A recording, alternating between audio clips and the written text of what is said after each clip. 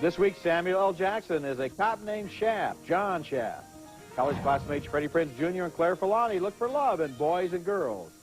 And after Earth is destroyed, a small band of heroes takes on enemy aliens in Titan A.E.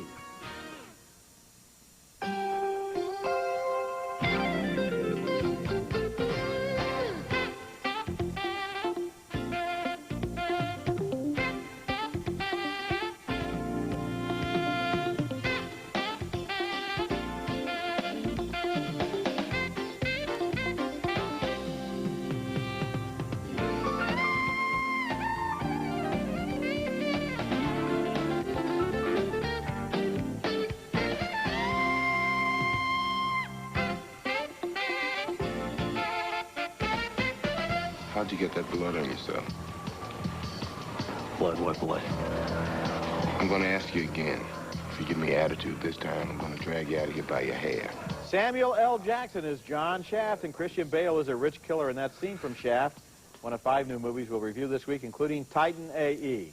I'm Roger Ebert, film critic of the Chicago Sun-Times. And I'm Ebert Roeper, columnist for the Chicago Sun-Times. Detective John Shaft was one of the heroes of the wave of black films that swept out of Hollywood in the late 60s and early 70s, ushering in today's world of major black stars and directors. Now comes Shaft for the year 2000, made by 2 big talents whose career paths were opened up by movies like the original Shaft. Oh, I've been waiting for this all year. You are gone from this precinct. Gone. For what? Oh! That? Samuel L. Jackson stars as Shaft, and John Singleton of Boys in the Hood is the director. As the story begins, a rich white kid has made a racist assault on a black bar patron, and Shaft's angry response has, of course, given his commanding officer an excuse to punish him. Shaft believes that a waitress played by Toni Collette was a witness to more than she wants to admit. What'd you see, Diane? Nothing, I swear. It's a zoo in here. You know, I'm working. How can I see anything? The film has 2 strong supporting performances. Christian Bale, fresh from American Psycho and now wearing a JFK Jr. haircut, plays the rich killer, and Jeffrey Wright is a drug kingpin. I need someone located. Located? What do you mean, phone?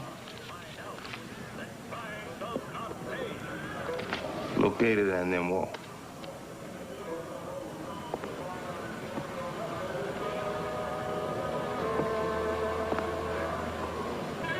That's gonna cost you. There are times when Shaft seems to be having a tug of war with itself. Scenes like that one feel like they're from a subtle, ambitious urban drama, that they sort of clash with the stuff that's wildly implausible. That's when Shaft guns down countless bad guys and walks away untouched and unarrested. Maybe the film had to be more realistic, or maybe a lot less realistic, but not an uneasy compromise. Samuel Jackson fills the role with complete confidence, and the movie gets the job done, but the new Shaft didn't quite work for me. Oh, it worked for me on every level. Good, I thought okay. Samuel L. Jackson was great. It reminded me of, you know, Clint Eastwood, his Dirty Harry, Yeah. and Charles Bronson. I mean, it's a vigilante movie, Yes. is what he is. He's a cop, he's a detective. He's actually a vigilante. But I thought it was fantastic. I mean, I want to see, 10 minutes into it, I was thinking, franchise. I want to see Shaft's big score. I want to see, there's something about Shaft. I want to see Shaft builds his dream house. I just want to see this character. I thought Samuel L. Jackson just owned this role from the start. And yeah, you're right. There are some problems maybe with the 2 villains they have who are conflicting, but they're both great hams. And I just enjoyed watching him sail through we this agree about Jackson. He is right as Shaft, and he is convincing as Shaft, and we are looking at a franchise here if that's what Jackson and Singleton want. I hope so. The point is, though, I think that this movie would have been better if it had taken either the high road or the low road. It's trying to take both roads at once. And so you have a scene that plays just as real as a Scorsese or a Spike Lee picture, and another scene that's straight out of the 70s. See, I don't think it ever and you took don't the know, high road. You don't know what's real. What about that scene where the killer goes to hire the drug kingpin to be the hit guy? The dialogue in that scene is really well done. Richard Price, who was one of the contributors to the screenplay, wrote Clockers. It's the same kind of dialogue. There's an authentic, gritty feel to it, but I thought everything was over the top, and it was enjoyable for me from start to finish. My favorite movie this summer, I was so disappointed by Nicolas Cage in Gone in 60 Seconds and Tom Cruise in Mission Impossible. This was the summer movie that I really thought I'd get my money's worth. Okay, well, I give you that it gets the job done, but I think you could have done a better job. Okay, next movie. Boys and Girls has Freddie Prinze Jr. and Claire Forlani as college students and best friends who are just too darn dim-witted to realize they're in love. Now, after accidentally bumping into each other something like about 5 million times, the uptight Ryan and the free-spirited Jennifer start doing the When Harry Met Sally tango. They go on long walks, they have meaningful conversations, and they support each other through a series of awful romantic relationships. Now, here Ryan comes to Jennifer's rescue during a really bad first date. It's Mother. She's sick. Oh, my God, what happened? I just told you, she's sick. Sick how? Jason Biggs from American Pie plays Ryan's best friend, an insecure doofus whose attempts to score are pathetic and not so funny. Hey, how you doing? Oh.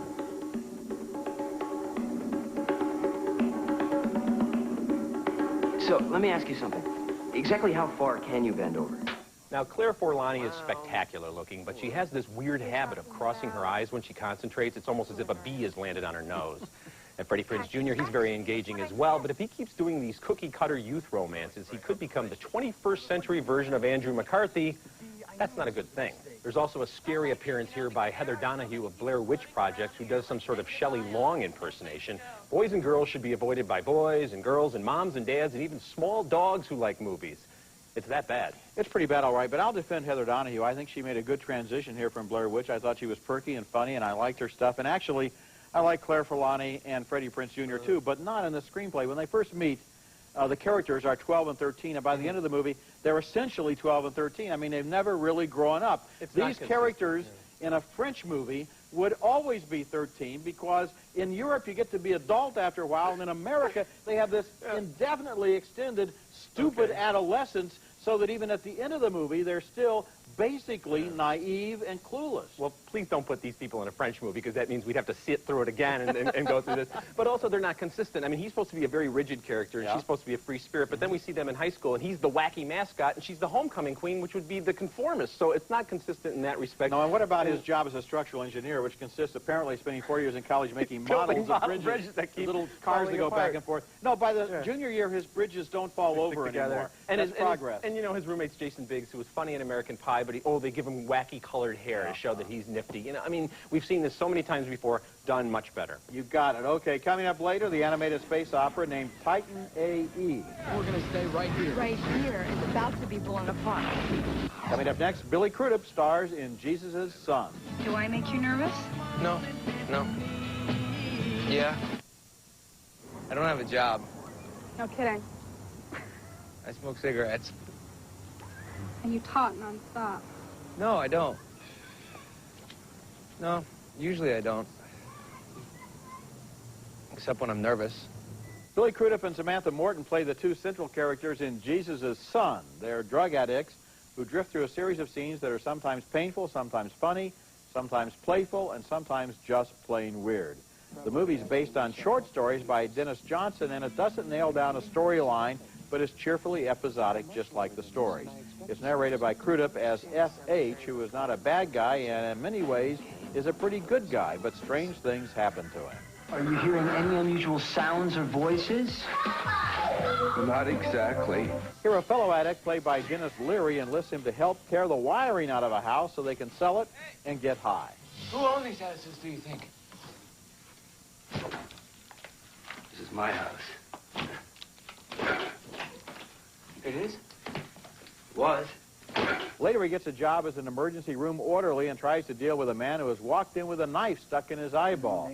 Greg German of Ally McBeal plays the unhinged doctor. Is this a hospital? Is this the emergency room? Is that the patient? Are you the orderly? Oh, hey. Hey, we got a guy down here in the ER with the knife, hunting knife, sticking into his brain. Yeah, it's sticking into his brain. Yeah. Well, yeah, the family service doctor is here, but he is limited, and he says he's not going to touch the head. Trying to get sober, F.H. meets a character played by Dennis Hopper in Rehab. I've been shot twice. Twice? Yeah, but once by each wife. And an AA member played by Holly Hunter. You weren't at the last couple of meetings. Oh, yeah, well, I don't come to all the meetings. It was really my husband's, my last husband. I just come for the support. There have been a lot of road movies and a lot of drug movies, but rarely one with quite this combination of bleakness, sadness, humor, and somehow charm. Jesus' Son was directed by Alison McLean from New Zealand, who sets the tone with the help of Crudup, who is not one of those desperate and destructive addicts like we usually get in the movies, but more of a guy who allows himself to be pushed this way and pushed that way by fate, luck, and coincidence. The dialogue in the movie is especially good, and the way it uses a few words suggests a lot of other things that remain unsaid. Jesus' Son is one of the best movies I've seen so far this year. Well, it didn't work that way for me at all. I thought it was too self-conscious and trying to be unique with the narration and the voiceovers. And you mentioned that this guy isn't desperate. That's because he's an idiot, I think. I mean, and he never figures out what a bleak life he has. And some of the characters are interesting. I like that whole knife in the eye thing. I thought that was really funny. But it was like every single one of these characters, it's like the Character Actor Hall of Fame. Dennis Leary, Dennis Hopper, Holly Hunter, all these people. Jack Black is in there. You know, I don't think losers are always that interesting, and I would have liked to see maybe one of those characters stick with them throughout, but when we got to about the fifth wacky, weird character intervention thing, it lost me at I don't think we go to the movies. I don't think we go to the movies in order to have a series of boring character actors. I think that the whole point is that there have to be, you know, we're going to be entertained, basically, and this guy, sure, he's clueless about how bleak his life is, but on the other hand, a lot of people lead lives like this, and it's more convincing because it isn't all pumped up. What happened to him in this movie that made him get somewhere? He got to the end of the movie. Why did he get sober? He got sober because you either get sober or you die when you're in that situation. Yeah, it just those are your choices. It didn't work for me. Interesting little moments, but overall it fell apart for me. Okay. Okay, coming up next, aliens destroy the planet and space castaways forge a new life after Earth. Titan AE when we come back.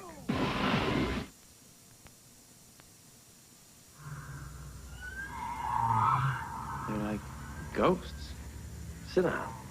Why don't you give them a run? You sure about that? Of course I'm sure. Okay.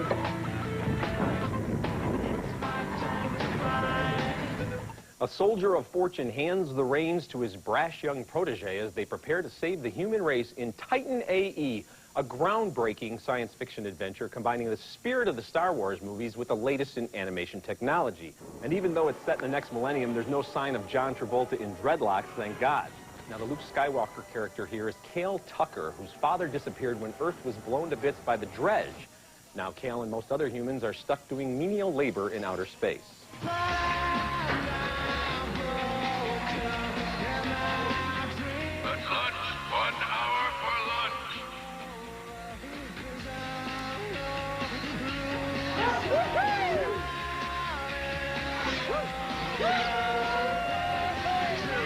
Matt Damon voices Cale, and Drew Barrymore is the beautiful and feisty Akima, who has some piloting skills of her own.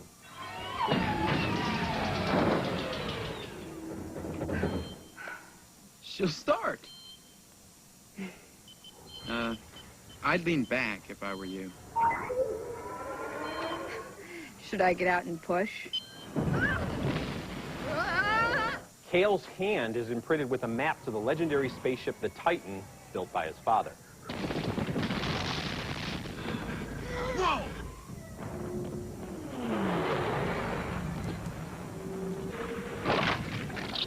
Titan AE not only looks fantastic, it sounds great. For example, there's tremendous detail given to those ice crystals when they shatter. And the throbbing rock soundtrack only adds to the feel of a video game thrill ride, which for me was sustained throughout.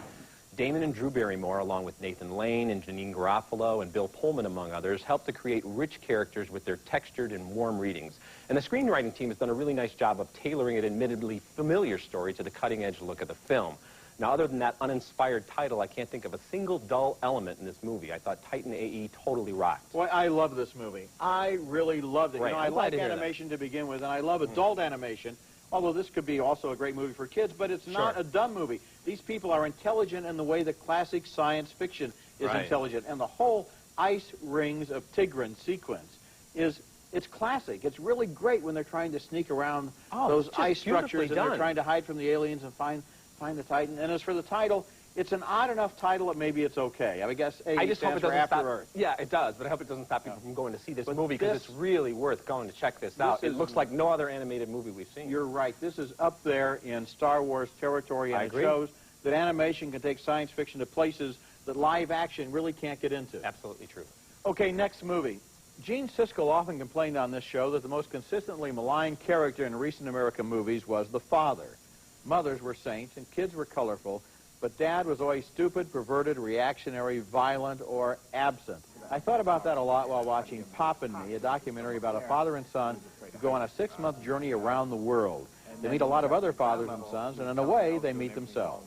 My name is Richard, and this is my son, Chris, here, and we're making a film of fathers and sons all over the world. I couldn't believe my dad.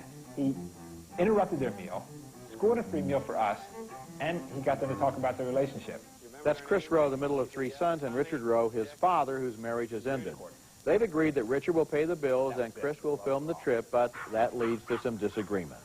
You're continuing to question choices that I make. Okay, like what? Just everything.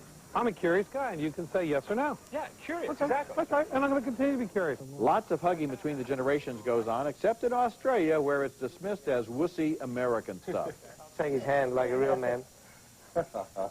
Well, I'm proud of you, my father. This is not an easy journey, and the movie is honest about that. There's friction between a dad who wants to call the shots and a son who wants to be trusted.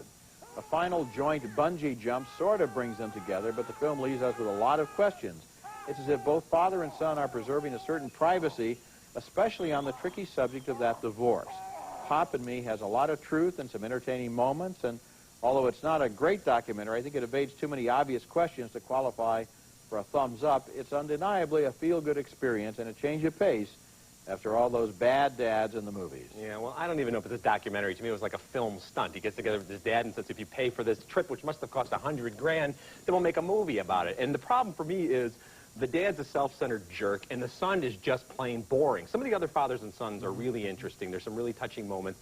Julian Lennon has this great appearance where he talks about how his father had this message of love for the world but didn't show him, John Lennon, of course, being his father, didn't show him that sort of love. So I found that interesting, but the movie itself, and then the ending was just sort of an arbitrary thing. Oh, we're going to have a fight about this. Well, the fight's about the fact that Dad's paying for the whole thing in the first place. Yeah, and it's too late for him not to pay for it at that point because all the money has been spent. Well, you know, the son is boring because we never find out anything about him. Yeah. But the dad is no more of a self-centered jerk than you would be, or I would be, or anyone would be. Hey, wait a minute. If they put a camera on us for 6 months as we go around the world. He's trying to deal with the fact that he's now in the final third of his life, and he's made some mistakes, and he's not a father anymore. And I found him to really be insightful and touchy. I didn't think he was a jerk at all. We didn't know where he got his money from. We don't know why his marriage fell apart. We just find him saying, me, me, me, me, me. That's Dad's story. Okay, when we come back, a cult film from Canada about people trapped in a mysterious maze.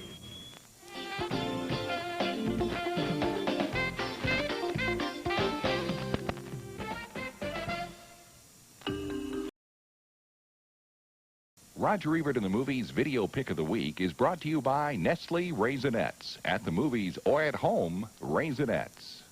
For 3 years, people have been asking me if I've seen a Canadian movie named Cube, and for 3 years I've been saying no. But now I finally caught up with it on DVD, and I kind of got caught up in it, too. The movie involves characters trapped in a cube that has doors in all 6 of its surfaces. They have no idea how they got there or how to escape.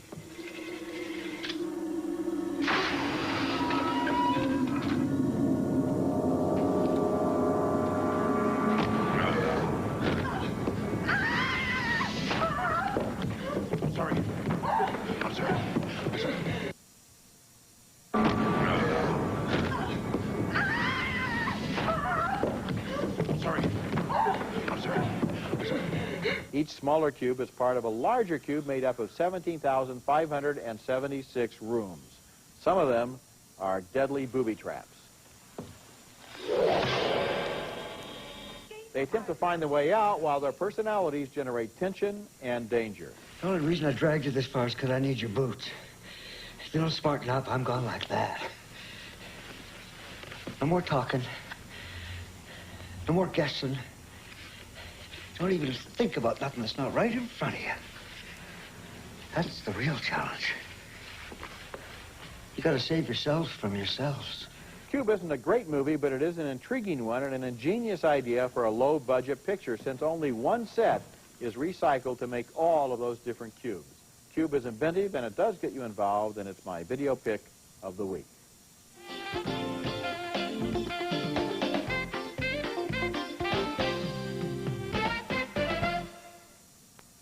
Now let's take another look at the movies we reviewed on this week's show. A split decision on Shaft. It's Richard's favorite summer action picture so far, but I thought it had a split personality. 2 thumbs down for Boys and Girls, a low IQ college romance. Another split decision for Jesus' Son. I thought it was one of the best films of the year, but Richard thought it was too colorful for its own good. 2 big thumbs up, though, for Titan AE, the groundbreaking animated space adventure that really thrilled both of us. And finally, 2 thumbs down for Pop and Me, the documentary Road Trip. I'm already looking forward to the next chapter in the Shaft franchise. Okay, but, you know, Titan AE is really, it's really great. I loved it. Now, a final note. It was announced this week that the Film Center of the Art Institute of Chicago is going to open a new cinematheque in the Chicago Loop and name it after Gene Siskel. I think Gene would have loved this idea. Donations are welcome, both large and small, and can be mailed to the Siskel Film Center, 37 South Wabash, Chicago 60603. That address and our reviews are at Ebert-movies.com, and Richard and I are both at suntimes.com. Next week, more new movies, including Jim Carrey with a split personality in Me, Myself, and Irene. What the hell are you still doing here? You can't get rid of me, Hank. Hank! Hank! You're only hurting yourself! And The Perfect Storm, starring George Clooney and Mark Wahlberg. That's next week, and until then, the balcony is closed.